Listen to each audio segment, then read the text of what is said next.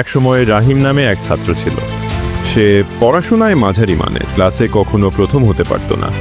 কিন্তু একদিন তার শিক্ষক তাকে বললেন, সাফল্য একদিনে আসে না, এটা আসে ছোট ছোট অভ্যাসের যোগফল থেকে। রাহিম তখন ঠিক করল, প্রতিদিন মাত্র 15 মিনিট আগে ঘুম থেকে উঠবে। সকালে উঠে 10 মিনিট পড়াশোনা করবে, তারপর ডায়েরিতে লিখবে সেদিনের কাজের তালিকা। খুব সাধারণ কিছু বিষয়, প্রতিদিন 5টি নতুন শব্দ শেখা, 1 পৃষ্ঠা বই পড়া এবং প্রতিদিন একটি করে গাণিতিক অঙ্ক সমাধান করা।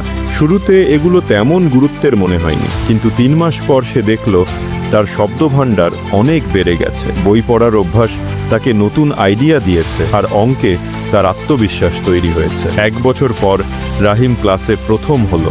বন্ধুরা অবাক হয়ে গেল, তুমি এত উন্নতি করলে কিভাবে? রাহিম শুধু হেসে বলল, আমি প্রতিদিন ছোট ছোট অভ্যাসগুলো ধরে রেখেছিলাম। আসল কথা হলো, ছোট অভ্যাসই বড় সাফল্যের ভিত্তি। যেমন প্রতিদিন একটু হাঁটা আপনাকে সুস্থ রাখবে, প্রতিদিন 1 টাকা সঞ্চয় আপনাকে ধনী বানাবে, আর প্রতিদিন একটু শেখা আপনাকে জ্ঞানী করে তুলবে। সুতরাং মনে রেখো, বড় সাফল্যের শুরু হয় ছোট ছোট অভ্যাস থেকে।